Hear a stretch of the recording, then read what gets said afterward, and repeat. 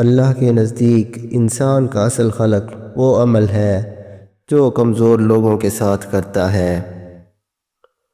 تم آزاد نہیں ہو جب تک کہ تم دوسروں کو متاثر کرنے کی خواہش سے نجات حاصل نہ کر لو۔ انسان کی زندگی کے بدترین وقت میں سب سے برا وقت جوانی کی غربت ہے۔ چاپلوس اور جسے چاپلوسی کر کے خوشی ملے دونوں بے وقوف ہیں اور ایک دوسرے کو دھوکہ دیتے ہیں۔ دنیا ہر کسی کو توڑ دیتی ہے اور بعد میں ٹوٹے ہوئے حصوں سے بہت سے مضبوط سے لوگ پیدا ہوتے ہیں۔ اگر تم یہ جاننا چاہتے ہو کہ اصل میں تم کون ہو تو اپنی ماں اور اپنے دشمن کی بات سنو۔ یہ صرف وہ دو لوگ ہیں جو تمہیں سچ بتائیں گے۔ اپنے ہی گھر میں بھوکے رہنا کسی عذر سے کم نہیں ہے۔ ہمیشہ ایک تکلیف دینے والی عورت سے دور رہو، وہ تمہاری زندگی کا سارا سکون چھین لے گی۔ ہر وہ شخص تم سے برا سلوک کرے گا جسے تم نے موقع دیا ہوگا۔ دکھاوے کی خوبیاں خامیوں سے بھی بری ہوتی ہیں۔ اپنی عقل اور دوسروں کے گناہ ہمیشہ زیادہ نظر آتے ہیں۔ بہت تکبری انسان ہمیشہ احساس کمتری کا شکار ہوتا ہے۔ اکثر لوگ آدھا سنتے ہیں، تھوڑا سمجھتے ہیں اور زیادہ بتاتے ہیں۔ آج کے دور میں اپنی حالت سے شاید کوئی بھی مطمئن نہیں، مگر اپنی عقل سے ہر کوئی مطمئن ہے۔ بعض لوگوں کے مر جانے سے بہت سے لوگ مر جاتے ہیں اور بعض لوگوں کے مرنے سے بہت سے لوگ جینے لگتے ہیں۔ یہ ان کے کردار کا نتیجہ ہوتا ہے۔ وہ ہر شخص جو اپنے حق کا ناجائز استعمال کرتا ہے، کرسی چھوٹتے ہی اس کی عزت 2 پیسے کی ہو جاتی ہے۔ دنیا کی سب سے بڑی کمزوری شرافت ہے، جس کا فائدہ اکثر کم عزت والے لوگوں نے اٹھایا ہے۔ زہریلے تعلقات کو کاٹ دینا مناسب ہوتا ہے۔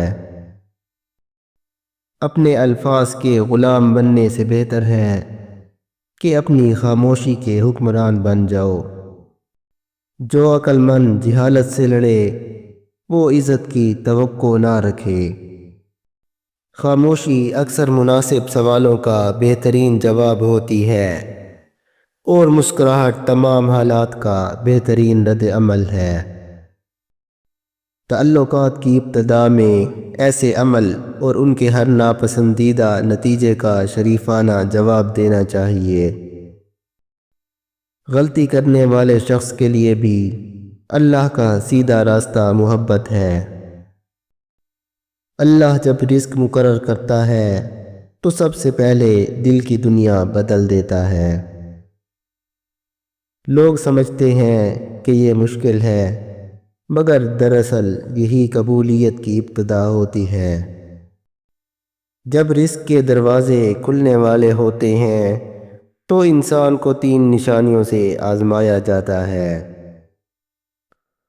اللہ رزق کو کبھی روکتا نہیں، وہ صرف ٹھہرا کر صبر تولتا ہے۔ جب اللہ کسی کو محروم کرتا ہے تو حقیقت میں اسے محفوظ کر رہا ہوتا ہے۔ جس رزق کو تم جلدی مانگتے ہو وہ رزق اکثر دیر سے ہی محفوظ انداز میں ملتا ہے۔ گرتا ہوا صبر گرتے ہوئے رزق سے بھی زیادہ خطرناک ہوتا ہے۔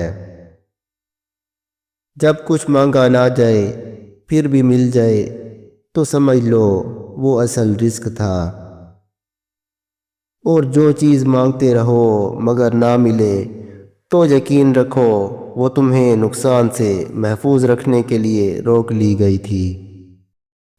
جس چیز کو تم رحمت سمجھ کر رو رہے ہوتے ہو وہ اکثر آزمائش ہوتی ہے، اور جسے آزمائش سمجھ کر گھبرا جاتے ہو وہی دراصل تمہارا رزق ہوتا ہے۔ رزق کے 3 دروازے ہوتے ہیں، پہلا شکر، دوسرا صبر، تیسرا توکل۔ پریشانی یہ نہیں کہ رزق کم ہے، پریشانی یہ ہے کہ دل کمزور ہو گیا ہے۔ اللہ کبھی کسی کو خالی ہاتھ واپس نہیں کرتا، بس کبھی چیز بدل دیتا ہے۔ رزق جلدی نہیں آتا بلکہ انسان جلدی کر دیتا ہے۔ جس ہاتھ کو بند رکھا جائے وہاں تک رزق نہیں پہنچتا۔ رزق تو ان ہاتھوں تک چل کر آتا ہے جو اللہ کے لیے کھلے ہوں۔ رزق وہ نہیں جو تمہارے پاس ہے، رزق وہ ہے جو تمہیں گناہ سے بچا لے۔ رزق کی تاخیر میں اکثر بندے کی تربیت چھپی ہوتی ہے۔ جب اللہ تمہارے رزق میں کمی کرے تو سمجھ لو کہ وہ تمہارے گناہوں میں کمی چاہتا ہے۔ رزق مقدر میں لکھے جانے سے پہلے اللہ 3 نشانیاں دکھاتا ہے، مگر لوگ اکثر سمجھ نہیں پاتے۔ نمبر 1، غیر معمولی بے چینی اور دل کا بوجھ۔ اللہ تبدیلی سے پہلے دل کو ہلا دیتا ہے تاکہ انسان ایک ہی جگہ جم کر نہ بیٹھ جائے۔ نمبر 2، دروازوں کا بند ہو جانا اور صبر کی آزمائش بڑھ جانا۔ جب موجودہ راستہ بند ہو جاتا ہے تو سمجھ لو نیا رزق نئے دروازے سے آنے والا ہے۔ نمبر 3، غیر متوقع مدد یا دل میں خیال ڈال دیا جانا۔